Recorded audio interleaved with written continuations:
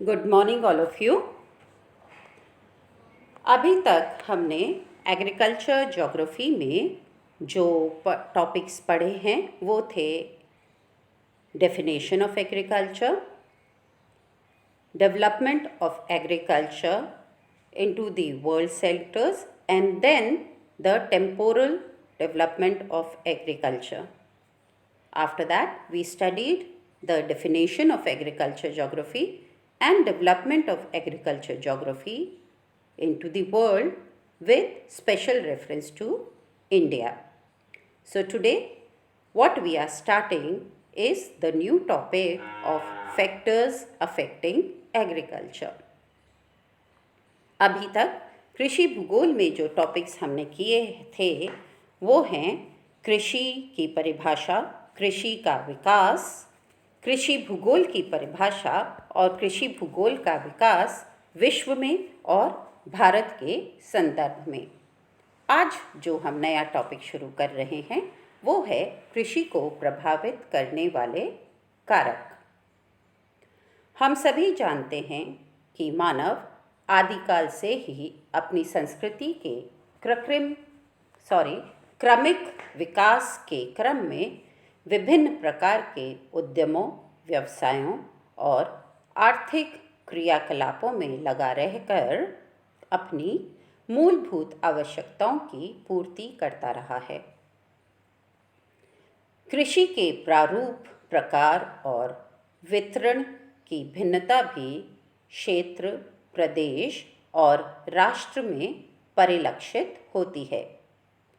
एक क्षेत्र में एक विशेष प्रकार की फसल होती है तो दूसरे क्षेत्र में दूसरे प्रकार की, और सेम प्रकार की फसल भी अलग अलग क्षेत्रों में अलग अलग तरीके से करी जाती है। कुछ क्षेत्र कृषि शून्य हैं और कुछ क्षेत्रों में गहन कृषि होती है। इस प्रकार की जो विभिन्नताएं हैं वह विभिन्न कारणों के कारण होती हैं, और ये जो विभिन्न कारण हैं जिनकी वजह से कृषि में जो हमें भिन्नता देखने को मिलती है प्रारूप, प्रकार और वितरण में, उसमें आज हम जो कारक का अध्ययन आरंभ कर रहे हैं वो हैं फिजिकल फैक्टर्स या भौतिक कारक। किसी भी प्रदेश में कृषि का विकास वहाँ के प्राकृतिक वातावरण या भौतिक पर्यावरण पर निर्भर करता है। भौतिक वातावरण में जलवायु प्रमुख कारक है और फिर उसके साथ मृदाएं और धरातल। तो आज हम जिस भौतिक कारक का अध्ययन आरंभ कर रहे हैं वह है जलवायु। फसलों का विकास एवं उनके प्रकार जलवायु द्वारा निश्चित होते हैं। कुछ फसलों को एक विशेष प्रकार की जलवायु चाहिए होती है और कुछ फसलों को दूसरे प्रकार की, जैसे खजूर मरुस्थलीय क्षेत्रों में उगते हैं, जबकि जो साइट्रस फ्रूट्स हैं जैसे जैतून, ऑलिव, इनके लिए भूमध्य सागरीय जलवायु विशेष रूप से अनुकूल होती है। हम कितने भी टेक्नोलॉजिकली डेवलप हो गए हों पर अभी भी क्लाइमेट के जो फैक्टर्स हैं उनको हम पूरी तरह से कंट्रोल नहीं कर पाए हैं। हम अभी भी वर्षा को कंट्रोल नहीं कर पाए हैं, टेम्परेचर्स को कंट्रोल नहीं कर पाए हैं। जो स्टॉर्म्स आते हैं, साइक्लोन्स और एंटी साइक्लोनिक जो स्टॉर्म्स हैं, उनको भी अभी हम पूरी तरह से कंट्रोल नहीं कर पाए हैं, और हम अब ये सीख रहे हैं कि हमें प्राकृतिक वातावरण के विभिन्न कारकों को कंट्रोल करने की जगह उनके साथ रहना सीखना होगा। तो जलवायु के जो विभिन्न कारक जिस तरीके से कृषि को प्रभावित करते हैं, हम आज स्टार्ट करते हैं। सबसे पहला, तापमान। हम जानते हैं कि सूर्य की जो ऊर्जा है वह पृथ्वी पर जीवन का संचार करती है और सभी जैविकीय गतिविधियों को प्रभावित करती है। रादर हम ये कहते हैं कि पृथ्वी का अनुकूल तापमान पृथ्वी पर जीवन के डेवलपमेंट का एक मेजर फैक्टर है। इसी तरह किसी भी पौधे को उचित तापमान चाहिए उसके विकास के लिए। कुछ फसलें अधिक तापमान में विकसित होती हैं और कुछ फसलें कम तापमान में। यही नहीं, फसलों को विकास के अलग अलग चरणों में भी अलग अलग तापमान चाहिए होता है। जैसे चावल को बोते समय 15 से 16 डिग्री सेंटीग्रेड का तापमान अनुकूल रहता है। फिर जो उसका डेवलपिंग पीरियड है उसमें अराउंड 21 डिग्री सेंटीग्रेड, और जब वो पक रहा होता है उसमें 24 डिग्री सेंटीग्रेड का तापमान उसके लिए अनुकूल होता है। फसलों के बीज के अंकुरित होने, उसकी वृद्धि और विकास के लिए जो पर्टिकुलर तापमान चाहिए होता है वह तापमान आवश्यक है। इसलिए तापमान फसलों के विकास ही नहीं, उनकी किस्म और गुणों को भी प्रभावित करता है। किन्हीं क्षेत्रों में तापमान, हम ये जानते हैं कि ओवर द अर्थ तापमान की सर्वाधिक मात्रा विषुवत रेखा पर उपलब्ध होती है, और जैसे जैसे हम ध्रुवीय क्षेत्रों में जाते हैं तापमान कम होता जाता है, और ध्रुवीय क्षेत्रों में तो वर्ष के 9 से 10 महीने तक बर्फ जमी रहती है। ग्रीष्मकाल और शीतकाल के तापमान में भी हमें परिवर्तन देखने को मिलता है। ग्रीष्मकाल में ऊंचे पहाड़ी भागों में अपेक्षाकृत अधिक तापमान होता है। शीतकाल में घाटी के प्रदेशों में कोहरा छाने से तापमान में गिरावट आ जाती है, और यही कारण है कि पहाड़ी क्षेत्रों में हमें समर्स और विंटर्स में अलग अलग तरह के क्रॉप्स देखने को मिलते हैं। जैसे यूरोप में गेहूं अपेक्षाकृत गर्म दक्षिणी प्रदेशों में उगाया जाता है, जबकि ओट्स और राय उत्तर के ठंडे इलाकों में उगाए जाते हैं। हम भारत में अगर देखें तो चाय जनरली पहाड़ी ढलानों पर उगाई जाती है, असम के। विषुवत रेखीय प्रदेशों में जहाँ पानी अधिक और तापमान वर्ष भर ऊंचे होते हैं, वहाँ पर हमें सदाबहार वन और ऊंचे पेड़ देखने को मिलते हैं, जबकि ध्रुवीय क्षेत्रों में हमें जनरली काई और लिकन्स जैसे वनस्पतियों का विकास मिलता है।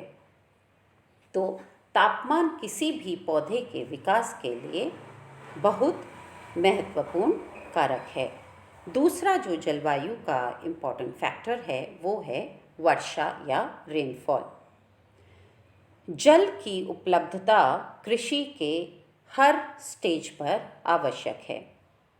इसीलिए जो इनिशियली एग्रीकल्चर डेवलप हुआ वो सदावाहिनी नदियों के मैदानी क्षेत्रों में डेवलप हुआ, और फिर बाद में सिंचाई के विकास से कृषि का विकास होने लगा। भिन्न भिन्न फसलों को भिन्न भिन्न मात्रा में जल की आवश्यकता होती है।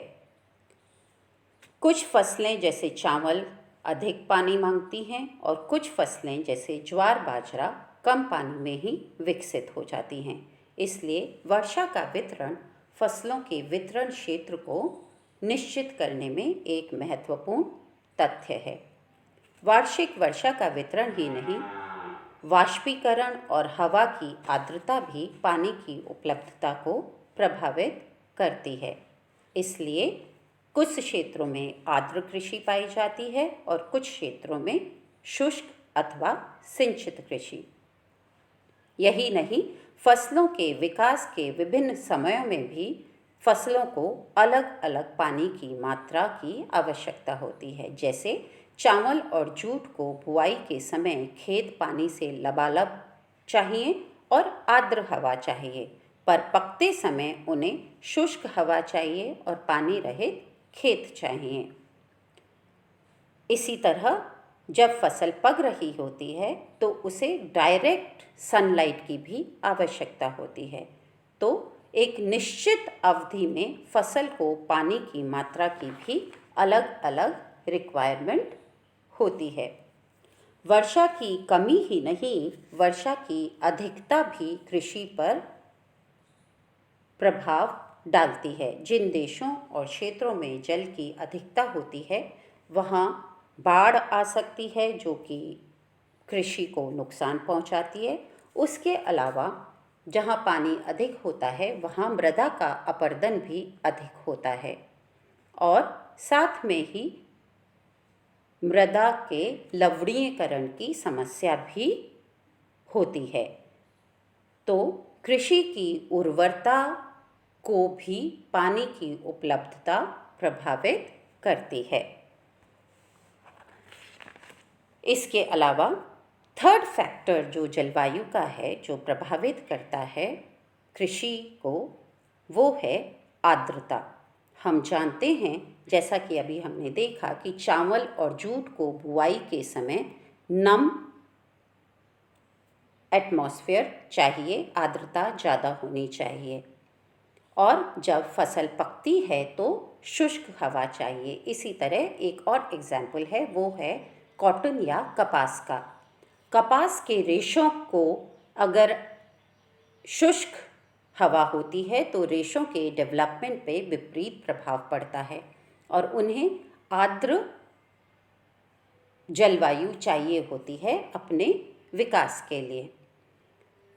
दूसरा जो फैक्टर है वो है सनलाइट। फसल के पकते समय डायरेक्ट सनलाइट की उसको आवश्यकता होती है, तभी फसल की क्वालिटी इफ़ेक्ट होती है। ये हमने अपने आसपास भी देखा है, चाहे वो गेहूं की फसल हो, चाहे वो गर्डे या चावल की फसल हो, चाहे वो विभिन्न प्रकार के फल हों, अमरूद या अन्य फल। अगर सनलाइट होती है तो ये अच्छे से पकते हैं, इनका दाना मोटा होता है, और अगर सनलाइट नहीं होती है तो फिर इनका दाना भी छोटा रह जाता है, दाना कालापन लिए भी हो जाता है। पवने, हवा भी या पवने भी कृषि को प्रभावित करती हैं। पवन की गति, उसकी नमी और उसका तापमान फसलों पर प्रभाव डालते हैं। तेज तूफानी हवाएं पौधों को नुकसान पहुंचा सकती हैं, फलों को तोड़ भी सकती हैं और उड़ा के ले जाती हैं। हल्की गति की समुद्री हवाएं कोस्टल रीजन्स में पौधों के लिए बहुत अनुकूल होती हैं, जैसे नारियल और कॉफ़ी की ग्रोथ के लिए। शुष्क ठंडी हवाएं कृषि के लिए अनुपयुक्त होती हैं, क्योंकि इन हवाओं से तापमान गिर जाता है और वातावरण की नमी नष्ट हो जाती है, और ये कई बार हिमपात का भी कारण बनती हैं, जिससे कि फसल को नुकसान पहुंचता है। जिन क्षेत्रों में शुष्क हवाएं होती हैं उन क्षेत्रों में सिंचाई की आवश्यकता होती है, इसलिए सिंचित कृषि की जाती है। जिन क्षेत्रों में तूफ़ानी और चक्रवाती हवाएं चलती हैं, जैसे कि आइलैंड नेशंस आप ले लीजिए, फिलीपाइंस, वेस्ट इंडीज़, इन क्षेत्रों में छोटे पौधे वाली फसलें ज़्यादातर होती हैं, जैसे चावल और तंबाकू। इन प्रदेशों में पेड़ों वाली फसलें, जैसे नारियल ले लीजिए, कॉफ़ी पॉट्स ले लीजिए, इनके नुकसान का खतरा रहता है तूफ़ानों से। पाला या फ्रॉस्ट, फ्रॉस्ट या पाला विंटर्स में पड़ता है या ऊंचे पहाड़ी क्षेत्रों में पड़ता है, और ये फसल को बहुत नुकसान पहुंचाता है। फसल की क्वांटिटी भी इससे कम होती है और फसल की क्वालिटी भी।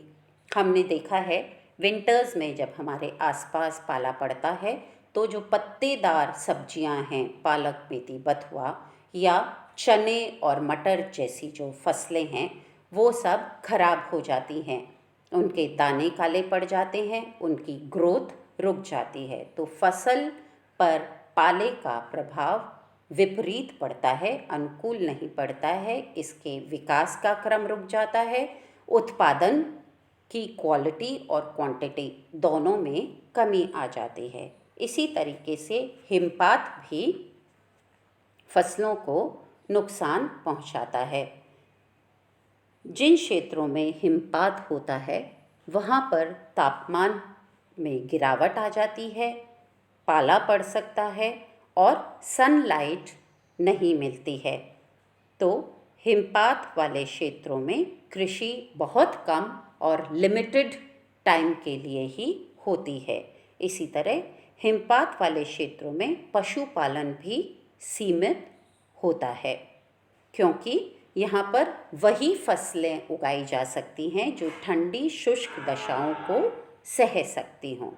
तो इस तरीके से जो फिज़िकल फैक्टर्स में क्लाइमेटिक फैक्टर्स हैं या जलवायु कारक हैं, जिनमें तापमान, वर्षा, पवनें, आर्द्रता, हिमपात, सूर्य का प्रकाश और पाला हैं, ये कृषि को विकास के क्रम में कृषि की पद्धति, किसी कृषि का कौन सा शस्य वहाँ उगेगा और उसका कितना उत्पादन होगा और क्या उस उत्पादन की गुणवत्ता होगी, इन सभी को प्रभावित करते हैं।